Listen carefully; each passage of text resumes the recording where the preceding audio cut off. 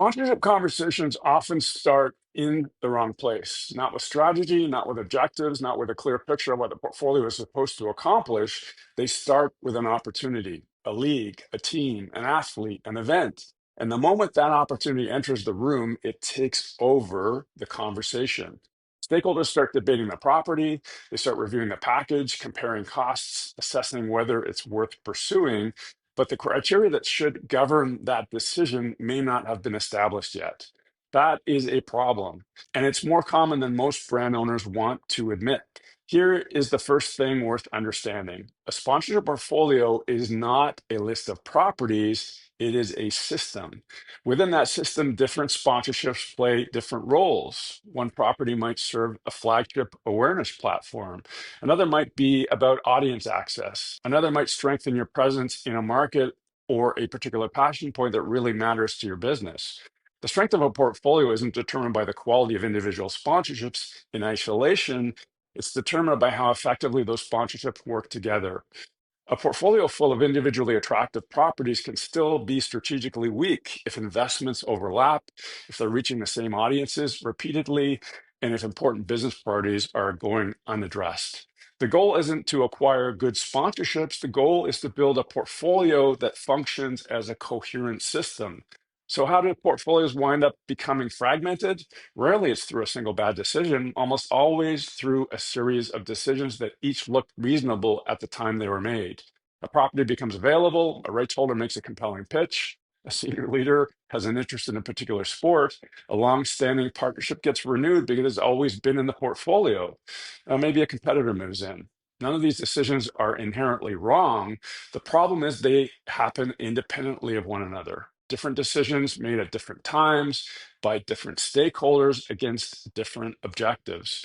Viewed individually, each one may make sense. Viewed collectively, the resulting portfolio may no longer reflect a coherent strategy. And over time, the portfolio starts to reflect the history of the decisions that were made rather than the strategy that the organization was trying to execute against. That's the difference between a portfolio that was assembled and one that is designed. The purpose of sponsorship strategy is not to identify properties, it's to define what the portfolio needs to accomplish before any properties are evaluated. When that work gets done, everything changes. You know what you're trying to achieve, you know who you're trying to reach, you know what role sponsorship plays within your broader marketing mix, and you have criteria, actual criteria against which opportunities can be evaluated. Without that foundation, property selection becomes subjective. Decisions get driven by familiarity, by stakeholder enthusiasm, or whoever makes the best sales presentation. With a strategy in place, the question shifts. It's no longer, is this property interesting or popular or available?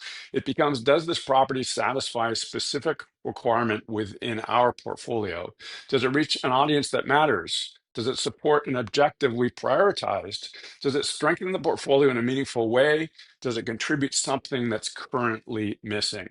That's how property evaluation becomes more disciplined, more consistent, and ultimately more defensible. For most brand owners, completing a sponsorship strategy doesn't mark the beginning of portfolio construction, it marks the beginning of portfolio optimization. Most brand owners, they already have a portfolio. The question is whether that portfolio reflects the strategy they're actually trying to execute. Once the strategy is established, the existing portfolio can be assessed against it. Which sponsorships are aligned on our objectives? Which investments serve a clear role? Where are the gaps? Where is the unnecessarily overlap? And which partnerships are continuing out of momentum, out of precedent or habit, rather than genuine strategic value? And beyond strategic alignment, there's performance. Is the value being created commensurate with the rights fee being paid? Are we activating effectively enough to leverage what we've already acquired? Is each partnership delivering what it was expected to deliver? This process often reveals the greatest opportunity is not a new sponsorship. It's improving, repositioning, renegotiating, or in some cases, exiting what you already have. Only after that assessment is complete should any new opportunities really be considered. At that point, you're not evaluating properties in isolation. You're evaluating whether a new property would improve, strengthen, or rebalance the portfolio that you already have. The strongest sponsorship portfolios are not built one opportunity at a time. They are built by evaluating opportunities against a sponsorship strategy that has been intentionally developed. That's the difference, and it is worth getting right. If you're a brand owner and you're realizing that you are property first and not portfolio first, well, we can help with that. Let's connect.